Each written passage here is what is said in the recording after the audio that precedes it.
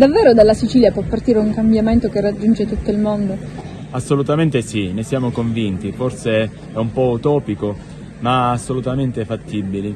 Il meeting ha questo desiderio, quello di credere nella possibilità dell'impegno di ciascuno, di trovarci ad essere artigiani di costruzione per il mondo che vogliamo, per questa terra che speriamo, una terra che sia più equa, più giusta, più solidale, che sappia parlare di fraternità, che vada oltre la cultura dello scarto materiale e umano, che possa aprire i propri orizzonti ad un Mediterraneo di pace, che possa allargare le proprie braccia. Ecco, un desiderio grande che parte da questa Cefalù, un desiderio che si innalza per il mondo intero. Vogliamo un mondo che sia veramente fraterno, che possa aprire il proprio cuore e le proprie braccia. E saranno giorni di festa, di gioia, di incontri e di dibattiti. A Cefalù si ritrova il mondo che spera appunto in una società giusta e diversa, il mondo accademico, istituzionale, uomini e donne di buona volontà, giovani e meno giovani. Insieme ne siamo convinti che possiamo tracciare una strada che è quella della fraternità, che è quella che desideriamo veramente.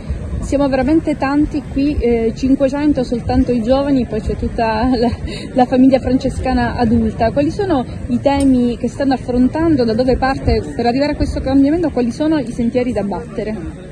Il tema di questo meeting è connessi, innanzitutto il desiderio di ritrovarci connessi tutti, convinti che ciascuna parte della nostra vita, ciascuna azione della nostra vita concorre al bene dell'uomo, al bene di questa società che dicevo poc'anzi vogliamo costruire.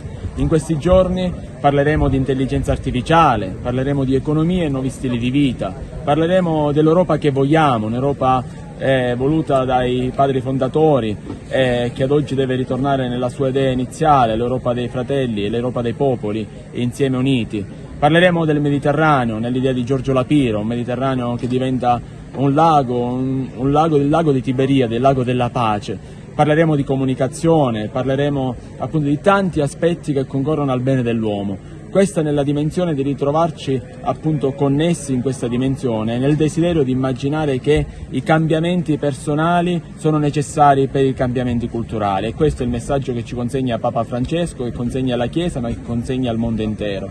Oggi come Chiesa vogliamo vivere questa dimensione dell'uscita, operosa e connessa con tutti gli uomini e le donne di buona volontà.